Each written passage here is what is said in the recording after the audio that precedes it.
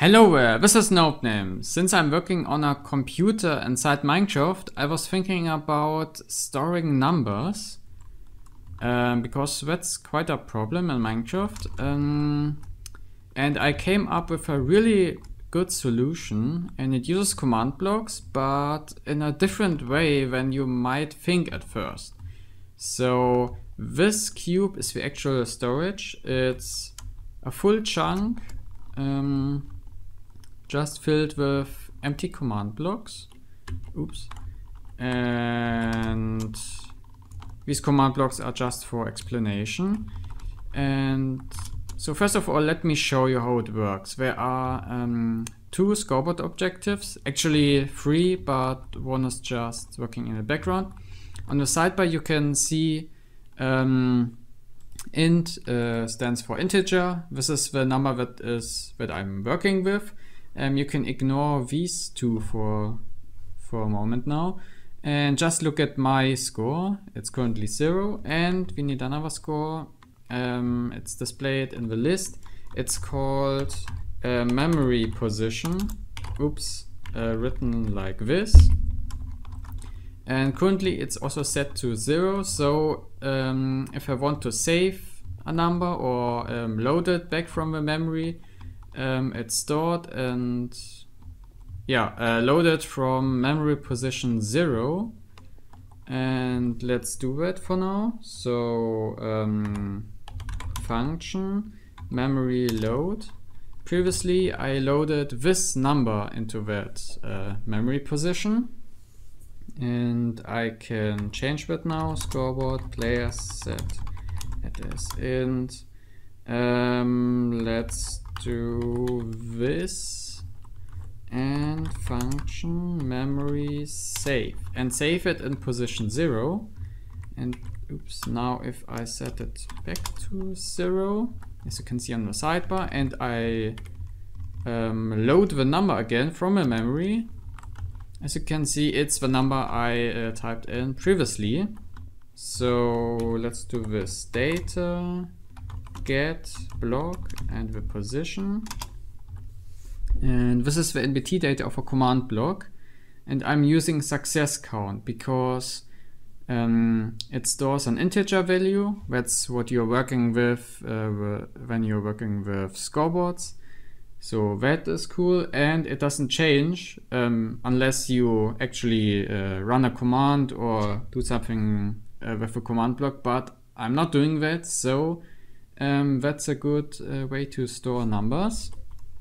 And then I just built a structure and wrote some command functions that access these command blocks, because if you have one command block, you only have one integer value you can store. There is a way to do it in another way, but I like to work with actual world coordinates, so yeah. I split this into the 3 dimensions in theory. So here we are just looking at one slice of that chunk, only a 16 by 16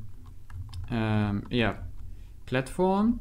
And what I'm basically doing, I started this position, and using execute positioned, you can modify the position a command is activated at, and you can kind of stack these.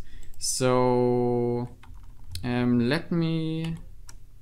going to show you the function now on the screen, and basically what it is doing, it checks for your memory position scoreboard, and depending on that score, it kind of moves the pointer to another position using these relative coordinates, and at the new relative coordinate it activates the next function that works just the same way.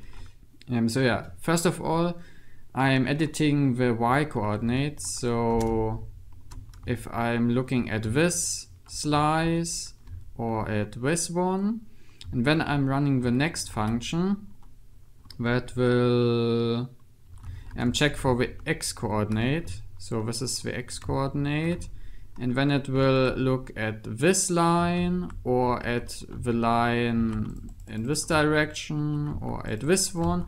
And then in the third function, it's actually going to check at which z coordinate the storage cell is. So for example, let's say it found this memory location, and then it will just run another execute command that is going to store my integer value into the NBT data of that command block using execute store result block, and then the coordinates success count int for integer, scale is 1, so we aren't changing the value at all. Then run scoreboard players get at s, which is me, int. And this command will take this number and store it into that command block. And the load function works exactly the same. Using execute positioned, it will search for the correct memory location, and then using another execute store command, it will get the value from a success count NBT data of a command block and store it into my scoreboard objective. Of course, you can download this map, including the functions, so you can take a look at them, and maybe it's easier to understand for you then. And of course, you can use it. You can use the system in your own builds and so on. So yeah, that's it for this video. I hope it was useful for some of you. And yeah, more Zelda related stuff in the future. See you next time. Bye.